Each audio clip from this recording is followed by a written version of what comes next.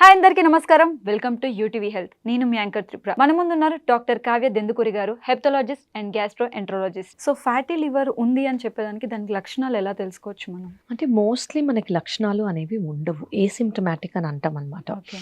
కానీ నేను సజెస్ట్ చేసేది ఏంటంటే రెగ్యులర్గా మనం స్కాన్స్ కానివ్వండి, అల్ట్రాసౌండ్ స్కాన్ లేదంటే ఒక లివర్ ఫంక్షన్ టెస్ట్ చేస్తే మనకు అర్థమవుతుంది. సిమ్టమ్స్ వైజ్ మీకు ఏమీ తెలియకపోవచ్చు, అట్లీస్ట్ 80% నుండి 90% వరకు. చాలా తక్కువ శాతం మందికి maybe right side of the abdomen ఇక్కడ కొంచెం డిస్కంఫర్ట్ ఉండే అవకాశం ఉంది. కానీ అది కూడా చాలా సిగ్నిఫికెంట్గా ఉండదు కాబట్టి పట్టించుకోరు. సో నేను ఈ సిమ్టమ్ ఉంటేనే ఫ్యాటీ లివర్ వస్తుంది అని చెప్పను, బికాజ్ ఫ్యాటీ లివర్ అనేది asymptomatic. So regular blood test, ఒక్క ఎల్ఎఫ్టీ అండ్ ఒక అల్ట్రాసౌండ్ చేసుకుంటే తెలుస్తుంది. అండ్ నెక్స్ట్ ఇంకోటి వచ్చేసి హార్ట్ పెయిన్కి, అంటే చాలా మందికి స్టంట్స్ వేసిన తర్వాత గ్యాస్ ఫామ్ అవుతుంటుంది. సో హార్ట్ పెయిన్కిను లేకపోతే గ్యాస్ ఫామ్ అయిన పెయిన్కి డిఫరెన్స్ ఎలా తెలుసుకోవచ్చు? స్టంట్ వేసాక కన్నా జనరలీ ముందే చాలా మందికి స్టమక్ గ్యాస్ట్రిక్ పెయిన్కి చెస్ట్ పెయిన్కి చాలా సిమిలర్గా ఉంటుంది. దీన్ని మనం ఏటిపికల్ చెస్ట్ పెయిన్ అంటాం అనమాట. అంటే ఏంటంటే చాలా మందికి గుండె నొప్పి వచ్చినప్పుడు left side of the chest నొప్పి రావటము, కొంతమందికి షోల్డర్స్కి స్ప్రెడ్ అవ్వటము, కొంతమందికి స్వెట్టింగ్ రావటం ఎక్సెట్రా, అట్లాంటి కార్డియాక్ సిమ్టమ్స్ అనేవి చాలా ఉంటాయి. వీటికి ఏంటంటే స్టమక్ పెయిన్తో పాటు లేదా స్టమక్ పెయిన్ ఉన్నా లేకపోయినా చెస్ట్ డిస్కంఫర్ట్ ఉంటుంది. సో చెస్ట్ డిస్కంఫర్ట్ ఉంటే చాలా మంది గ్యాస్ట్రైటిక్ పేషెంట్స్ యాక్చువల్లీ ఒక కార్డియాలజిస్ట్ దగ్గరికి వెళ్తారు. ఫస్ట్ వెళ్తే కార్డియాలజిస్ట్ ఒక ఈసీజీ ఎకో చేసి బేసిక్ మార్కర్స్ చేసి నెగిటివ్ అని ఉన్నాక దే సెండ్ టు అస్ అనమాట. సో ఎస్, కార్డియాక్ పెయిన్ లా కూడా ప్రెసెంట్ అవ్వచ్చు. అండ్ గ్యాస్ ఫామ్ అవ్వకుండా మనం ఎలాంటి డైట్ మెయింటైన్ చేసుకోవాలి? అమ్మ, దిస్ ఇస్ అ వెరీ చాలా బిగ్ క్వశ్చన్. ఒక 5 minutes కూడా సరిపోవు ఇది ఆన్సర్ ఇవ్వడానికి. కానీ ఒకటి చెప్తాను నేను, your body speaks to you. అంటే మీకంటూ ఏది పడదో your body will keep telling. మీరు అది చిన్న లిక్విడ్ నుంచి సాలిడ్ వరకు ఏది తింటే మీకు ఇబ్బందిగా అనిపిస్తుందో, కొంచెం డిస్కంఫర్ట్ ఉంటుందో, your body itself will tell you. So అది మీరు విన్నారనుకోండి, you will know your own body pattern. So అది వింటర్న్ స్టార్ట్ చేయటం, we should start listening to our body. అలానే చాలా మంది ఫ్యాటీ లివర్ కోసం ట్రీట్మెంట్స్ తీసుకుంటారు. అగైన్ మళ్ళీ ఫ్యాటీ లివర్స్ వచ్చే ఛాన్సెస్? ఎస్ అండి, 100%. ఎందుకు అంటే ఇప్పుడు ఫ్యాటీ లివర్ ఉంది, దేని వల్ల వచ్చి ఉంటుంది? ఆల్కహాల్ వల్ల. ఆల్కహాల్ స్టాప్ చేసి ఫ్యాటీ లివర్ కి ట్రీట్మెంట్ తీసుకుంటే 100% ఫ్యాటీ లివర్ నార్మల్ అయిపోతుంది. కానీ నార్మల్ అయినందుకు మళ్ళీ ఆల్కహాల్ తీసుకున్నారనుకోండి, మళ్ళీ ఫ్యాటీ లివర్ వచ్చే అవకాశం ఉంటుంది. సేమ్ షుగర్ కంట్రోల్ లేదు, కొలెస్ట్రాల్ కంట్రోల్ లేదు, థైరాయిడ్ కంట్రోల్ లేదు, బరువు వల్ల వచ్చారు, ఏ రీజన్ అయినా అవ్వనండి, ఆ రీజన్ ని మనం టార్గెట్ చెయ్యకుండా ఓన్లీ మెడికేషన్స్ తీసుకుంటే, మెడికేషన్స్ తీసుకున్నందుకు ఖచ్చితంగా నార్మల్ అవుతుంది. But of course it will come back. So it's always important reason అనేది మనం అడ్రస్ చేయటం. అంటే ఓన్లీ ఫ్యాట్ ఉన్న బాడీకేనా లేదా సన్నగా ఉన్న వాళ్ళకి కూడా వస్తుందమ్మా? లీన్ నాష్ అని అంటాం మనం, అంటే సన్నగా ఉన్న వాళ్ళకి కూడా వచ్చే అవకాశం ఉంది. ఎవరికైనా రావచ్చు. ఓకే, ఫ్యాటీ లివర్ అనేది ఎవరికైనా రావచ్చు. డీటాక్స్ జ్యూసెస్ వల్ల లివర్ ని క్యూర్ చేసుకోవచ్చు అని చెప్పి చాలా మంది అనుకుంటుంటారు. సో దాని వల్ల నిజంగానే క్యూర్ అవుతుందా? డీటాక్స్ జ్యూసెస్ అంటే ఏంటో కూడా నాకు తెలియదమ్మా, యాజ్ అ లివర్ స్పెషలిస్ట్. ఒక్కటి I can tell you, liver it self అంటే మీ లివరే ఒక డీటాక్సిఫైయింగ్ ఏజెంట్. సో లివరే దాన్ని డీటాక్సిఫై చేసేసుకుంటుంది, మనం ఎక్కువ ఏం చేయక్కర్లేదు. Healthy diet, good sleep, adequate hydration and ఇలాంటి ఆల్కహాల్ ఇలాంటివి మనం చేయకుండా ఉంటే ఇట్ ఈస్ గుడ్. అంటే ప్రాపర్ స్లీప్ లేకపోతే కూడా లివర్ మీద ఎఫెక్ట్ అవుతుంది. సో లివర్ మీద బర్డెన్ ఏదైనా, లివర్ డస్ ఒక 500 ఫంక్షన్స్ అనమాట. సో ఏ ఫంక్షన్ సరిగ్గా లేకపోయినా కూడా లివర్ మూల్యంగానే మనం ఆ ఎఫెక్ట్ అనేది, బరువు అనేది, ఆ బాధ్యత అనేది లివర్ మీద పడుతుంది. సో దానివల్ల లివర్ కి మోర్ వర్క్. ఇప్పుడు ఒక 100% వర్క్ చేయాలనుకోండి లివర్, నిద్ర లేకపోయినా, సరిగ్గా ఆహారం తీసుకోకపోయినా, సరిగ్గా వాటర్ తీసుకోకపోయినా, హెల్తీ డైట్ మెయింటైన్ చేయకపోయినా, ఎక్సర్సైజెస్ చేయకపోయినా, ఆ ఒత్తిడి అనేది లివర్ మీద పడుతుంది. సో 100% చేయాల్సిన వర్క్ లివర్ 200% చేయాల్సి వస్తుంది. So normal liver span, normal liver function అనేది ఎక్కువ అయ్యేసరికి లివర్ మీద ఒత్తిడి, సో లివర్ అనేది మెల్లగా డిటీరియరేట్ అవుతూ ఉంటుంది. సో నార్మల్గా ఆల్కహాల్ తీసుకోవడం వల్ల లివర్ అనేది డ్యామేజ్ అంటారు. సో డైలీ ఒక బీర్ తీసుకోవడం వల్ల no amount of alcohol is safe. నేను మళ్ళీ చెప్తూ ఉంటాను in all my videos, no amount of alcohol is safe. Liver ఒకవేళ డ్యామేజ్ అయింది అనుకోండి, సో నొప్పి ఏమైనా వస్తుంది, లివర్ లో పెయిన్ రావడం కానీ అలాంటి సిమ్టమ్స్ ఏమైనా చూపిస్తుందా? డ్యామేజ్ అంటే పర్మనెంట్ లివర్ డ్యామేజ్ అనుకోండి. సో బేసిక్లీ లివర్ లో స్టేజెస్ ఉన్నాయి, నేను చాలాసార్లు చెప్పాను, ఫ్యాటీ లివర్, ఫైబ్రోసిస్, సిరోసిస్ అనేది. సో సిరోసిస్ అంటే permanent liver damage. Fibrosis stage వరకు మన లివర్‌లో ఏ ప్రాబ్లమ్ ఉన్నా, ఏమైనా కూడా మనం రివర్స్ చేసుకునే అవకాశం ఇప్పుడున్న life style modifications plus medications వల్ల మనకుంటోంది. ఓకే. అదే ఒక్కసారి సిరోసిస్ వచ్చిందనుకోండి మనం రివర్స్ చేయలేము. హ్మ్. ఇది పర్మనెంట్‌గా లివర్ డ్యామేజ్ అయిపోయింది. సాడ్ న్యూస్ ఏంటంటే సిరోసిస్ వచ్చినా కూడా 80% మందికి సింప్టమ్స్ అనేవి ఉండవు. ఓకే. సో, ఫెయిల్యూర్‌లో ఉంటే తప్ప అంటే పొట్టలో నీరు, కాళ్ళలో నీరు, బ్లడ్ వామిటింగ్, కోమాలో ఉండటం, చిన్న చిన్నవి మర్చిపోవటం, స్లీప్ రిథమ్ అనేది ఆపోజిట్ అవ్వటం, హ్మ్. ఫ్రీక్వెంట్‌గా ఇన్ఫెక్షన్స్ రావటం, మజిల్ అనేది వేస్ట్ అవ్వటం, ఇవన్నీ వచ్చాయంటే పర్మనెంట్ డ్యామేజ్‌తో పాటు దానికి advance stage decompensated liver disease అంటాం. అంటే హ్మ్. ఫెయిల్యూర్ ఆఫ్ ద లివర్ స్టేజ్‌లో ఉన్నట్టు. సో చాలా మంది పెయిన్ కిల్లర్స్ తీసుకుంటుంటారు. సో పెయిన్ కిల్లర్స్ తీసుకోవడం వల్ల లివర్‌కి ఏమైనా ప్రాబ్లమ్ యెస్ అవుతదా? అండి.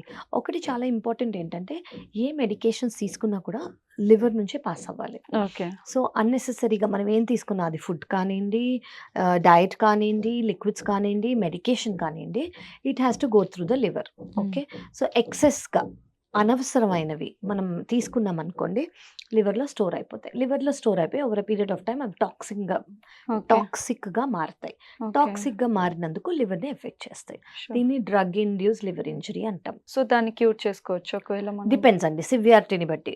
డ్రగ్ ఇండ్యూస్ లివర్ ఇంజరీ వల్ల మనం మెడికేషన్ ఇచ్చి ఏ డ్రగ్ వల్ల పెయిన్ కిల్లర్స్ అయితే పెయిన్ కిల్లర్స్, కీమోథెరపీ టాబ్లెట్స్ అయితే, టీబీ మెడికేషన్స్ అయితే దేనివల్ల అయితే వచ్చిందో ఓకే. దాన్ని ఆఫ్ చేసి లివర్ వాల్యూస్ బెటర్ అవుతున్నాయా అని చూడొచ్చు.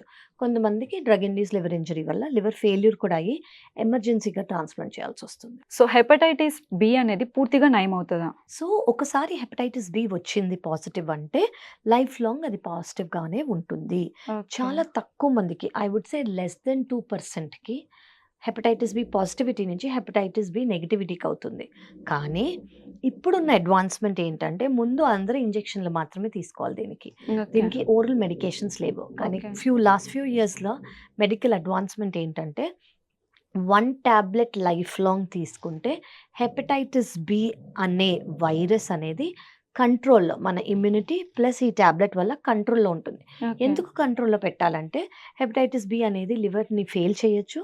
లివర్‌లో 10% కన్నా తక్కువ మందికి లివర్‌లో క్యాన్సర్ వచ్చే అవకాశం ఉంటుంది. ఓకే. సో, క్యూర్ అనేది కాకుండా లివర్‌కి కాంప్లికేషన్స్ రాకుండా హెపటైటిస్ బి మెడికేషన్ తీసుకోవాలి. హెపటైటిస్ ఏ అనేది క్రానిక్ అవుతుందా? సో, ఇందులో వైరసెస్ అంటే hepatitis A, B, C, D, E ఇవన్నీ ఉన్నాయి. ఇవన్నీ లివర్‌ని ఎఫెక్ట్ చేసే viruses. Okay. Generally A and E chronic అయ్యే అవకాశం తక్కువ. B okay. అండ్ సి జనరల్‌గా క్రానిక్‌గానే ఉంటాయి. ఓకే. ఓకే. అక్యూట్ ఉండవు. సో, ఏకి, ఈకి అక్యూట్‌గా ఉండి అంటే ఎవరికైనా జాండిస్ వచ్చి, ఫ్లూ లైక్ సింప్టమ్స్ వచ్చి, ఇమ్యూనిటీ దాన్ని క్లియర్ చేసి వెళ్ళిపోయే అవకాశం ఉంది. ఏ అండ్ ఈ అయితే. ఓకే. కానీ చాలా తక్కువ శాతం ఇవి క్రానిక్ అయ్యే అవకాశం చాలా తక్కువ శాతం ఇవి లివర్ ఫెయిల్యూర్‌ని కాజ్ చేయొచ్చు. హోమ్ రెమెడీస్‌తోనే లివర్‌ని క్యూర్ చేసుకోవచ్చు. దాంట్లో అల్లం అనేది మేజర్‌గా తీసుకుంటారు. సో అల్లం వల్ల మనం లివర్‌ని సేఫ్‌గా ఉంచుకోవచ్చా? హెల్ప్ అవుతా తెలీదమ్మా. ఐ డోంట్ నో సేఫ్‌గా ఉంచుకోవచ్చా లేదా? దేనివల్ల సేఫ్‌గా ఉంచుకోవచ్చు అంటే healthy lifestyle, no alcohol, ఏదన్నా మీకు ఇన్సల్ట్ ఉంది లివర్ మీద అది బరువు వల్ల, హ్మ్. ఆల్కహాల్ వల్ల, థైరాయిడ్, కొలెస్ట్రాల్, బీపీ, షుగర్ ఇలాంటివి ఏవైతే ఉన్నాయో ఆ రీజన్స్‌ని అడ్రెస్ చేస్తూ హెల్తీ డైట్ తీసుకుంటే లివర్ బావుంటుంది. అల్లం వల్ల అని నాకు తెలీదు. మ్యామ్ కాఫీ లివర్‌ని రక్షిస్తదా? అంటే అవును. అందరికి క్వెషన్ అది. యెస్ అండి. So, okay. కాఫీ లవర్స్‌కి this is a good news. Okay. Coffee can అంటే ఫ్యాటీ లివర్ ఉంది అనుకోండి 2 cups of coffee per day. కానీ ఇందులో ఇంపార్టెంట్ ఇన్ఫర్మేషన్ ఏంటంటే బ్లాక్ కాఫీ, ఓకే. పాలు ఉండకూడదు, షుగర్ ఉండకూడదు. ఓకే. దీనివల్ల ఫ్యాటీ లివర్ అనేది ఉంటే దీనివల్ల మనం రెగ్యులర్‌గా కాఫీ తీసుకుంటే fatty liver with medications reverse అయ్యే అవకాశం ఉంది. ఓకే. సో టీ అనేది హెల్ప్ అవుతదా? లేదండి. There are no proven studies. Okay. Tea కానియండి, కాఫీ కానియండి ఇన్ మోడరేషన్ తీసుకోవాలి. వితౌట్ మిల్క్ తీసుకోవాలి, వితౌట్ షుగర్ తీసుకోవాలి. ఎస్పెషల్లీ కాఫీ తీసుకునే వాళ్ళు కాంట్రా ఇండికేషన్ ఉంటుంది. పాల్పిటేషన్, మైగ్రేన్స్ చాలా మందికి తీసుకోకూడదు. వాళ్ళు అస్సలు తీసుకోకూడదు ఫ్యాటీ లివర్‌కి మంచిది కదా అని. సో, టీ మీద స్టడీస్ లేవు. బట్ కాఫీ మీద ఉన్నాయి. Black okay. Coffee. So liver damage అయినప్పుడు మనం త్రూ బ్లడ్ టెస్ట్ తెలుసుకోవచ్చా లివర్ డ్యామేజ్ యెస్ అయిందని? అండి. సో, అందుకే ఎందుకంటే లివర్ ఏసిమ్ప్టమాటిక్ ఉంటుంది కాబట్టి డ్యామేజ్ అయినా కూడా సో, మనకి బ్లడ్ టెస్ట్‌లో ఇనీషియల్‌గా ఒక జస్ట్ అల్ట్రాసౌండ్ ఇది పెయిన్ అస్సలు ఉండదు. జస్ట్ బయట నుంచి ఒక ప్రోబ్ పెట్టి లివర్ అనేది ఎలా ఉంది అని మనకు అర్థమవుతుందనమాట. So, okay. ఒక్క బ్లడ్ టెస్ట్, ఒక్క అల్ట్రాసౌండ్ స్కాన్ వల్ల మనకి ఈజీగా తెలిసిపోతుంది. మిల్క్ అనేది అంటే నార్మల్‌గానే మిల్క్‌లో ఫ్యాట్ అనేది ఎక్కువ ఉంటది. సో మిల్క్ అనేది లివర్‌కి మంచిదేనా? మిల్క్ అనేది ఎవ్వరికీ మంచిది కాదు. ఓకే. చిన్న పిల్లలు 2 ఇయర్స్ తర్వాత ఎవ్వరికి మిల్క్ అనేది మంచిది కాదు. మిల్క్ అనేది ఈజ్ నాట్ నెసెసరీ. మనము ఒక మిత్తులో బ్రతుకుతున్నాం. మిల్క్ వల్ల మనకి చాలా పోషకాహారాలు ఉంటాయి, దానివల్ల కాల్షియం వస్తుంది, దానివల్ల బోన్ స్ట్రెంత్ వస్తుంది, దానివల్ల ఇది వస్తుంది, అది వస్తుందమ్మా. ఎవ్వరికి పిల్లల తర్వాత ఎవ్వరికి అవసరం లేదు. దానివల్ల ఏమీ హెల్ప్ అనేది లేదు. సో చాలా మంది హెవీగా తినేస్తారు ఒకటేసారి. అలా తినడం వల్ల కూడా లివర్కి ఏమైనా ఎఫెక్ట్ అయ్యే ఛాన్సెస్ అమ్మా. సో క్యాలరీస్ అనేది చాలా చాలా ఇంపార్టెంట్. అంటే ఇప్పుడు ఒక మీల్లో మన బాడీకి ఎంత అవసరమో అంత కాకుండా దానికన్నా మించి తిన్నాం అనుకోండి, ఆ ఎక్సెస్ ఏదైతే ఉందో బాడీకి ఇంత ఎక్స్ అమౌంట్ ఆఫ్ ఎనర్జీ అవసరం. సో ఆ టైంలో ఎక్స్ని బదులు మనం ఒక 10 రెట్లు ఎక్కువ తీసుకున్నాం అనుకోండి, బాడీకి ఎంత ఎనర్జీ కావాలో అంతే తీసుకుంటుంది. మిగతాదంతా ఫ్యాట్గా బాడీలో ప్లస్ లివర్లో స్టోర్ అయిపోతుంది. సో అందుకే ఫ్యాట్గా స్టోర్ అవుతుంది కాబట్టి మీ అందరికీ తెలిసిందే ఫ్యాట్ ఏం చేస్తుంది అనేది. So it has only harmful effects. So excess amount తీసుకుంటే, ఎక్సెస్ క్యాలరీ ఫుడ్ తీసుకుంటే it has a harmful effect on the liver. So vegetarians కూడా లివర్ ఎఫెక్ట్ అయ్యే ఛాన్సెస్ ఉంటాయా? అలా ఏముండదమ్మా. వెజిటేరియన్సా నాన్ వెజిటేరియన్సా అని ఉండదు. బేసిక్లీ ఏంటంటే మేబీ మీ క్వశ్చన్ వెజిటేరియన్స్ అంటే ప్రోటీన్ తక్కువ ఉంటే, ప్రోటీన్ తక్కువ వెజిటేరియన్స్లో కూడా ప్రోటీన్ సోర్సెస్ చాలా ఉంటాయి. బేసిక్లీ ఎవరైనా అది వెజిటేరియన్ అయినా నాన్ వెజిటేరియన్ అయినా బ్యాలెన్స్డ్ మీల్ తీసుకున్నారనుకోండి, carbohydrates, protein, fibre and fats good amount, correct అమౌంట్లో తీసుకున్నారనుకోండి, దట్ ఈస్ గుడ్. ఇది ఆల్టర్నేట్గా ఎక్కువ కార్బోహైడ్రేట్స్, చాలా తక్కువ ప్రోటీన్, ఎక్సెస్ ఫ్యాట్స్, ఫైబర్ లేకుండా అది వెజిటేరియన్ కానివ్వండి నాన్ వెజిటేరియన్ అవ్వనండి ఎవరైనా తీసుకుంటే it is not good. Ma'am లివర్కి నిమ్మరసం అనేది మంచిదేనా? నిమ్మరసం అంటే alkaline agent. Okay, alkaline agent డైరెక్ట్గా లివర్కి మంచిదా మనకు తెలీదు. ఫస్ట్ ఆఫ్ ఆల్ అది మన మౌత్ నుంచి ఈసోఫేగస్ నుంచి స్టమక్, వాటి నుంచి వెళ్ళాలి. ఈ లోపల ఈ నిమ్మరసం ఇన్ని రోజులు తీసుకుంటుంటే గ్యాస్ట్రైటిస్ వచ్చే అవకాశం అయితే ఖచ్చితంగా ఉందమ్మా. ఫ్యాటీ లివర్ అనేది ఎప్పుడు సిరోసిస్కి మారుతుంది? సో ఓవర్ ఇయర్స్ 10 years అని పెట్టుకోవచ్చు మీరు, 10 to 15 years. కొంతమంది చాలా మంది ఫ్యాటీ లివర్ని ఇగ్నోర్ చేస్తారు. ఇగ్నోర్ చేసి దాన్ని అడ్రస్ చేయకుండా, దేనివల్ల అయితే వచ్చిందో దాన్ని అడ్రస్ చేయకుండా ఫ్యాటీ లివర్ని కంటిన్యూస్గా ట్రీట్మెంట్ ఇవ్వకుండా అలాగే వదిలేస్తే 10 నుంచి 15 ఏళ్ల లోపల అది సిరోసిస్ అంటే పర్మనెంట్ లివర్ డ్యామేజ్గా మారుతుంది. చాలా మంది ఎక్కువ స్వీట్స్, ఎక్కువ షుగర్ అనేది ఇంటేక్ తీసుకుంటారు, అది లివర్కి డ్యామేజ్ అయ్యే ఛాన్సెస్ 100% అమ్మా. So anything that is excess, especially sugar, నేను ఇందాక మీకు చెప్పినట్టు ఎక్కువ ఆహారం తీసుకుంటే, ఎక్కువ క్యాలరీ డెన్స్ డైట్ ఉంటే అది it stores in the liver as fat. Okay. So లివర్కి మంచిది కాదు, over a period of time damage అవుతుంది. సో లివర్కే కాదు, హార్ట్కి, కిడ్నీస్కి, ప్రతి ఒక్క ఆర్గన్కి షుగర్ మంచిది కాదు. సో కీటో డైట్ అనేది లివర్ డ్యామేజ్కి ఏమన్నా హెల్ప్ అవుతుందంటే? లేదండి, that's a very wrong myth. Keto diet అంటే ఏంటంటే ఎక్సెస్ ఫ్యాట్ తీసుకొని కార్బోహైడ్రేట్స్ అనేది లేకుండా, జీరో కార్బోహైడ్రేట్స్ అండ్ ప్రోటీన్ వల్ల. సో దానివల్ల ఏమవుతుంది అనుకుంటారంటే మజిల్ వెయిట్ లాస్ అవుతుంది అంటారు, కానీ దానివల్ల మజిల్ లాస్ కూడా అయ్యే అవకాశం. కార్బోహైడ్రేట్స్ అనేది మన బాడీకి main source of energy.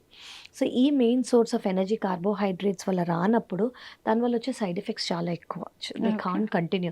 So anything that is not reasonable, మన డైలీ లైఫ్ స్టైల్ నుంచి ఏదైతే రీజనబుల్ కాదో ఆ క్రాష్ డైట్స్ చేయకూడదు, ఎందుకంటే ఆపేసాక మళ్ళీ వెయిట్ అనేది వస్తుంది. So keto diet is not safe actually. Okay.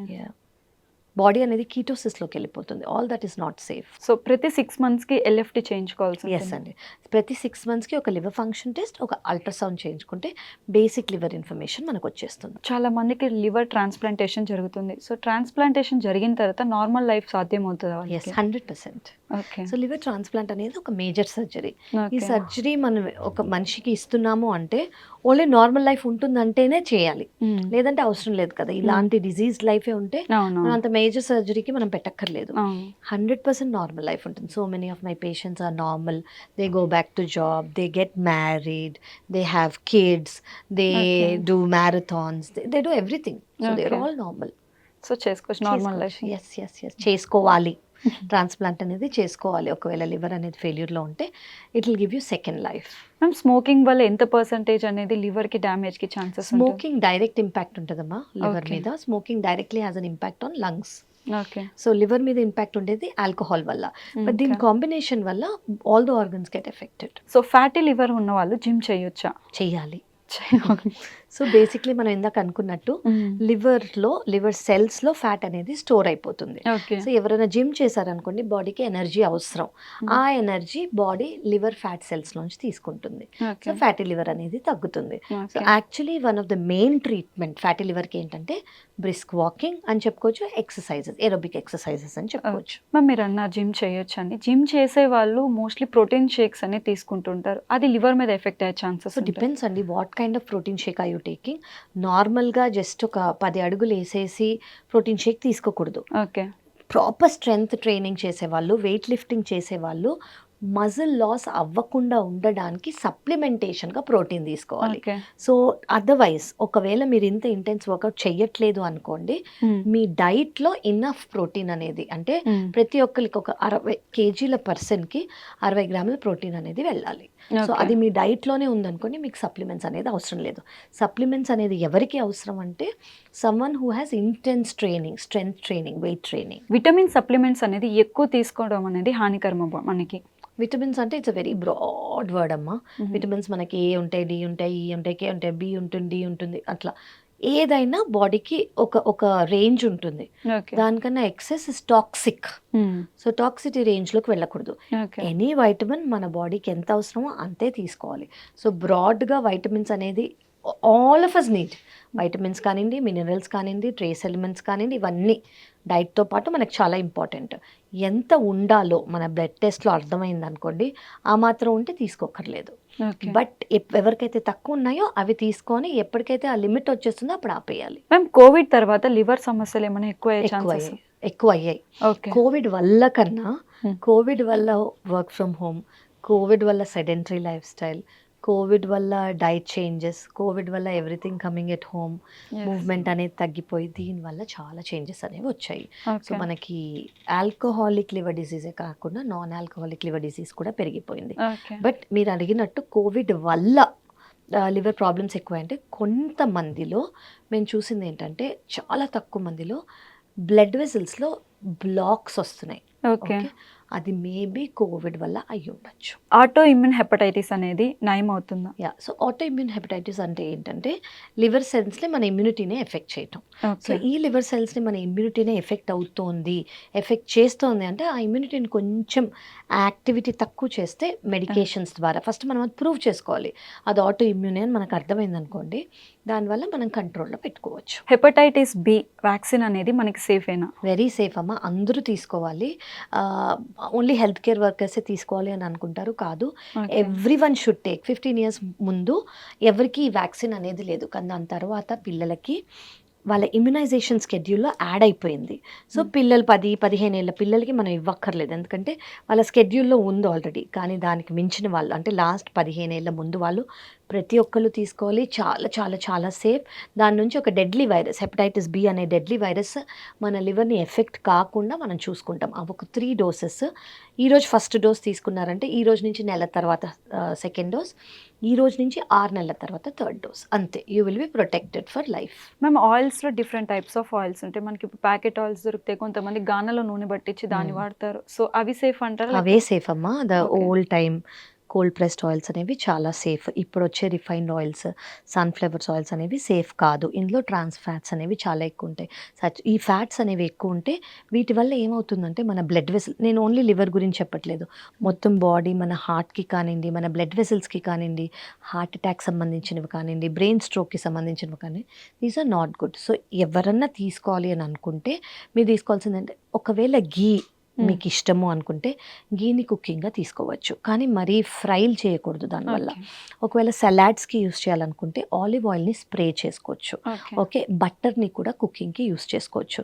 So ఇవన్నీ రైస్ బ్రాన్ ఇస్ బెటర్ అని అంటారు.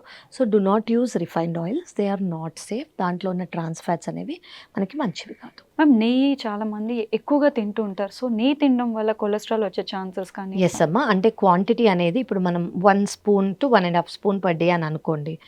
సో వేసుకునే దానికన్నా ఎక్కువ ఉంటే ఎస్ ఫ్యాట్ కాబట్టి అది, కానీ గుడ్ ఫ్యాట్. సో దానివల్ల మనకి ఎక్కువ డైరెక్ట్గా ప్రాబ్లం కాకుండా ఏది ఎక్సెస్ తీసుకున్నా మంచిది కాబట్టి ఎక్సెస్గా తీసుకుంటే దానివల్ల of course problem. Ma'am thank you so much. మీ బిజీ షెడ్యూల్ మాకు తెలుసు, బట్ మాకు టైం ఇచ్చినందుకు thank you so much. Pleasure is mine అండి. Thank you so much.